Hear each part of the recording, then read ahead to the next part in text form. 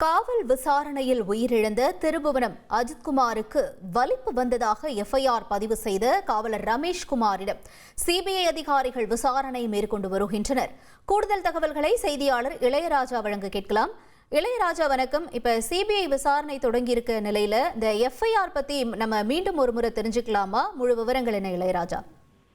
கண்டிப்பாக அஜித்குமார் வழக்க சிபிஐக்கு நீதிமன்றம் பரிந்துரை பண்ணது. அதன்படி கடந்த 12ஆம் தேதி சிபிஐ எஃப்ஐஆர் போட்டு அந்த வழக்கை கையில் எடுத்தது. முதற்கட்டமாக நேற்று சிபிஐ அதிகாரிகள் அந்த மடப்புறம் கோயிலில் அஜித்குமாரை வச்சு அடித்த மாட்டு கொட்டாயில விசாரணையை தொடங்கி கார் பார்க்கிங்ல அடுத்த விசாரணை, அடுத்த கட்டமாக மாணவர் விடுதியில டெம்போல கடத்தி சென்ற இடம், அதுக்கட்டதாக அந்த புளியந்தோப்புல வச்சு அடிச்சு விசாரித்த 4 இடங்களையும் நேற்று விசாரணையை மேற்கொண்டாங்க.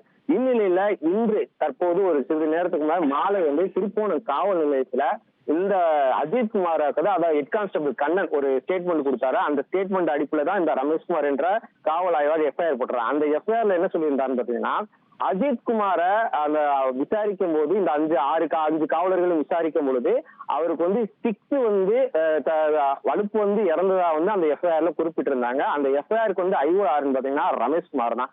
இந்நிலையில இந்த விசாரணை தற்போது சிபிஐ அதிகாரிகள் நேரடியாக அந்த திருப்போணம் காவல் நிலையத்திற்கு அந்த ரமேஷ்குமார் காவல் ஆய்வாளரை பார்க்க அவர்கிட்ட சிபிஐ அதிகாரிகள் 2 பேர் உள்ள போய் விசாரணை மேற்கொண்டு வந்தாங்க. நேற்று பாத்தீங்கன்னா மோஹித்குமார் தலைமையில ஒரு 5 பேர் விசாரணை மேற்கொண்டாங்க. இன்று பாத்தீங்கன்னா அங்கங்க பிரிஞ்சு விசாரணை மேற்கொண்டு வர்றாங்க தகவல் வெளியாகிவிடுது. அந்த வகையில் இன்னைக்கு பாத்தீங்கன்னா அந்த திருப்போணம் காவல் நிலையத்துல அந்த வலிப்பு வந்ததாக எஃப்ஐஆர் போட்ட ரமேஷ்குமார்ட்ட ஒரு 1/4 மணி நேரத்திற்கு மேல அந்த சிபிஐ அதிகாரிகள் விசாரணை மேற்கொண்டு தற்போது விசாரணையை முடித்துவிட்டு மதுரைக்கு புறப்பட்டு சென்றுள்ளனர். தகவல்களுக்கு நன்றி இளையராஜா.